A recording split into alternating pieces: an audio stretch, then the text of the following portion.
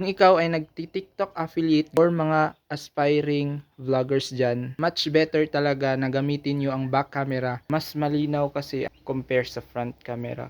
Mas malaki kasi ang megapixels sa back camera compare sa front camera. For example, sa phone ko, sa front camera niya is only 5 megapixels, but sa back camera is 48 megapixels. Pag gagamit kayo ng back camera guys, dapat alam nyo na nakasenter kayo sa angle ng camera. So gagamit tayo ng magnetic selfie mirror for back camera. Makikita natin dito, ilalagay nyo lang ito guys sa likod sa inyong cellphone. Dapat yung cellphone nyo guys merong case. Ilalagay kasi ninyo ito sa case nyo para ito siya madikit. Ito kasi guys, yung gilid niya is magnetic kasi ito. Pag nilagay na ito, didikit na ito. Ilagay nyo lang dyan guys na naka-center. Ito, dikit mo lang yan dito sa likod.